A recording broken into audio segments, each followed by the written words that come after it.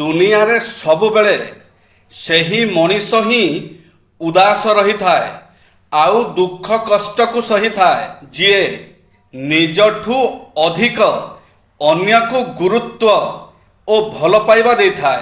ଗୋଟିଏ ଛୋଟିଆ ଦିଆସିଲି କାଠି ପୁରା ଘର ଜଳେଇ ଛାରଖାର କରିଦିଏ। ସେହିପରି ଗୋଟିଏ ଛୋଟିଆ ମିଛ ସମ୍ପର୍କକୁ ଜାଳି ନଷ୍ଟ କରିଦିଏ।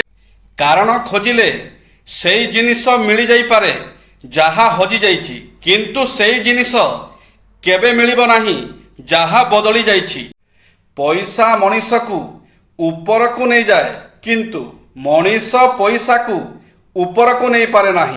ବିଶ୍ୱାସ ତା ଉପରେ ରଖନ୍ତୁ ଯିଏ ଆପଣଙ୍କର ତିନୋଟି କଥା ବୁଝିପାରୁଥିବେ। ହସ ପଛରେ ଦୁଃଖ, ରାଗ ପଛରେ ପ୍ରେମ, ଆଉ ଚୁପ୍ ରହିବାର କାରଣ।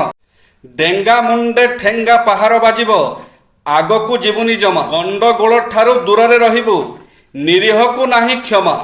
ଯଦି ଜଣଙ୍କର ହୃଦୟର କବାଟ ଆପଣଙ୍କ ପାଇଁ ବନ୍ଦ ହୋଇଯାଇଛି, ତାହେଲେ ପୁଣି ଥରେ ତାକୁ ନିଜର ଇଜ୍ଜତ, ଆତ୍ମସମ୍ମାନକୁ ତଳେ ପକାଇ ସେଇ ବନ୍ଦ କବାଟକୁ ଖୋଲିବାକୁ ଚେଷ୍ଟା କରନ୍ତୁ ନାହିଁ। ଜୟ ଶ୍ରୀ ଜଗନ୍ନାଥ।